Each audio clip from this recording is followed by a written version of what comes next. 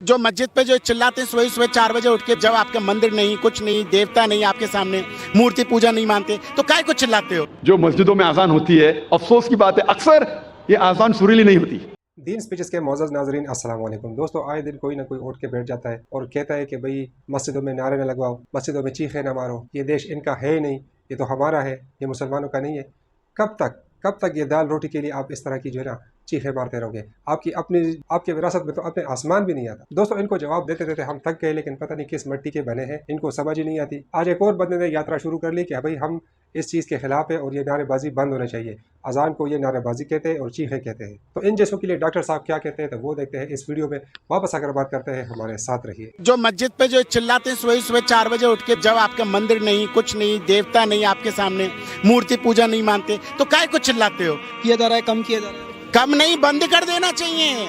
ये देश इन लोगों का है ही नहीं, मुसलमानों का देश नहीं है, ये हिंदुओं का देश है। यहाँ से हिंदुओं को रहने का अधिकार है। सलाह शुरू होने के पहले लोग को बुलाया जाता है सलाह की तरफ। हम देखते हैं कि यहूदी मजहब में वो इस्तेमाल करते ट्रम्पेट लोगों को बुलाने के लिए। लिखा गया ओल्ड टेस्टामेंट में in the book of numbers chapter number 10 verse number 1 से 3 में खुदा कहते हैं मूसा अलैहि सलाम से, आप 3 चांदी के ट्रम्पेट बनाओ। ट्रम्पेट को कहा जाता है ना, ट्रम्पेट। बोंगा तो नहीं कहेंगे, लेकिन ट्रम्पेट अंग्रेजी में कहते हैं। ट्रम्पेट का इस्तेमाल करो लोगों को नमाज की तरफ बुलाने के लिए। ईसाईयत में इस्तेमाल करते हैं घंटी बजाते, चर्च बेल, लोग को बुलाने के लिए। कई कबीले में ढोल का इस्तेमाल होता है लोग को बुलाने के लिए। इस्लाम में इस्तेमाल होती है इंसान की आवाज, और इंसान की आवाज ये जितने आला है इनसे कहीं बेहतर है और सुरीली है। कान को सुरीली होने के अलावा इसके अंदर एक पैगाम भी है। आजान का मैं जिक्र कर रहा हूं। जो आजान जो होती है लोगों को सलाह के लिए बुलाने के लिए, आवाज सुरीली होने के अलावा ये अफसोस की बात है कि बंबई शहर में जो मस्जिदों में आजान होती है, अफसोस की बात है अक्सर ये आजान सुरीली नहीं होती, कान को तकलीफ ज्यादा देती है, रहनुमाई के बदले तकलीफ ज्यादा देती है। आप अगर हरमैन की आजान सुनेंगे, मक्का की या मदीना की, माशाअल्लाह आपका दिल खुश हो जाता है। वो आजान आपको रब की याद दिलाती है। बंबई शहर में जो आजान हम सुनते हैं तकलीफ ज्यादा देती है। सब आजान नहीं, अक्सर हमें कोशिश करना चाहिए कि हमारे मौज़िन को इकट्ठा करके उनको तरबियत देना चाहिए, प्रैक्टिस देना चाहिए, किस तरीके से आज़ान देनी चाहिए। क्योंकि आज़ान के वजह से जब मैं इंटरव्यू करता हूं कई नौ मुस्लिम को, मैं कई नौ मुस्लिम को जानता हूं जो सिर्फ आज़ान के वजह से इस्लाम कबूल किए।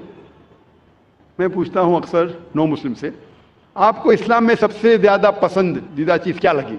अक्सर लोग कहते हैं तौहीद और कई चीज़ें। कुछ लोगों ने मुझसे कहा वो आज़ान इतनी अच्छी है कि जब भी आज़ान सुनता हूं मैं, दिल मेरा बाग हो जाता है, दिल खुश हो जाता है। तो हमें कोशिश करना चाहिए कि हमारे मौज़िन जो है इस शहर में, उनकी तरबियत करें कि किस तरीके से सही आज़ान देना चाहिए। और जैसे मैं कह रहा था कि आज़ान सुरीली होने के अलावा एक पैगाम देती है हमें। अफसोस की बात है कि अक्सर मुसलमान आज़ान की मानी जानते ही नहीं। तो मुसलमान नहीं जानते तो गैर मुस्लिम कैसा जाने? और मैं एक वाक़या आपसे कहना चाहता हूँ, और ये हकीकत वाक़या है।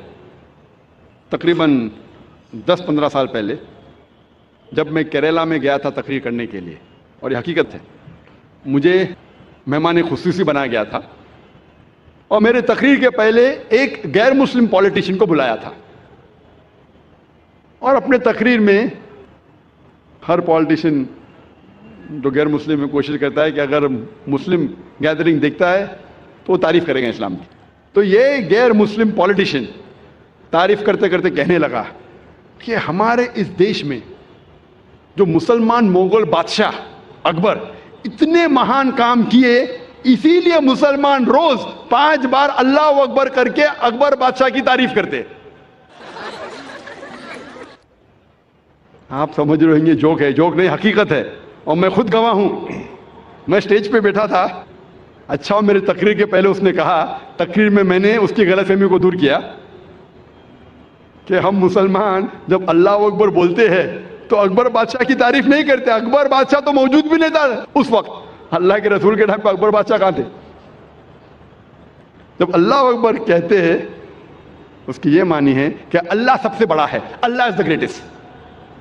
اسی لیے ہر مسلمان کا فرض ہے کہ کم از کم وہ آذان کی معنی کو جانے تاکہ خود کے دل پہ اثر ہو، اور ساتھ ساتھ جو لوگ کو اس کی معنی نہیں پتہ ہے، غیر مسلمانوں کو نہیں پتہ ہے، ان لوگوں کو اس کی معنی بتائے. اور آذان میں ہم 4 بار دہراتے اللہ اکبر اللہ اکبر اللہ اکبر اللہ اکبر. اللہ سب سے بڑا ہے، اللہ سب سے بڑا ہے، اللہ سب سے بڑا ہے، اللہ سب سے بڑا ہے. اشہد ان لا الہ الا اللہ، میں گواہی دیتا ہوں اللہ کے علاوہ کوئی معبود نہیں. میں گواہی دیتا ہوں کہ اللہ کے علاوہ کوئی معبود نہیں. اشہد ان محمد رسول اللہ، میں گواہی دیتا ہوں کہ محمد صلی اللہ علیہ وسلم اللہ سبحانہ تعالیٰ کے رسول ہے. میں گواہی دیتا ہوں کہ محمد صلی اللہ علیہ وسلم اللہ کے رسول ہے. حی علی الصلاح، حی علی الصلاح، آؤ صلاح کی طرف، آؤ صلاح کی طرف. حی علی الفلاح، حی علی الفلاح، آؤ فلاح کی طرف، آؤ فلاح کی طرف، آؤ کامیابی کی طرف، آؤ کامیابی کی طرف، آؤ اچھے کام کی طرف، اچھے کام کی طرف. اللہ اکبر اللہ اکبر. اللہ سب سے بڑا ہے، اللہ سب سے بڑا ہے. جب ہم آذان کی معنی کو جانیں گے پھر ہمارے دل پہ آذان کا اثر اور گہرا پڑے گا. صرف عربی نہیں جاننے کے باوجود پڑھتا ہے الحمدللہ ثم الحمدللہ، لیکن اگر اس کی معنی جانے تو انشاءاللہ یہ اور گہرا اثر کرے گا آپ کے دل پر اور آپ کے دماغ پر. جی ناظرین، تو ویڈیو آپ لوگوں نے دیکھ لی، امید کرتا ہوں کہ آپ لوگوں کو پسند آئی ہوگی. اس طرح کی مزید اچھی ویڈیوز دیکھنے کے لیے ہمارے چینل کو سبسکرائب کریں اور بیل آئیکن کا بٹن ضرور دبائیں تاکہ ہماری ہر نئی آنے والی ویڈیو آپ تک ٹائم سے پہنچ سکے. اور ہر بار کی طرح اجازت لینے سے پہلے 2-3 باتیں ضرور کروں گا کہ جس کی اپنی وراثت میں اس کے حصے کا آسمان بھی نہ ہو، وہ باتیں کرتا ہے اور ہر بار ایک نیا نمونہ سامنے کھڑا ہو جاتا ہے اور اپنی جو ہے نا بکواس شروع کر دیتا ہے. بہتر تو یہ ہے کہ ان جیسوں کو اگنور کر کے آگے بڑھنا چاہیے. لیکن مسئلہ یہاں پہ یہ ہے کہ سوشل میڈیا کا دور ہے اور ان جیسوں کو کور کرنا بھی ہر بندے کی مجبوری بن جاتی ہے، اور زیادہ تر لوگ تو انہی جیسے لوگوں کی تلاش میں ہوتے ہیں.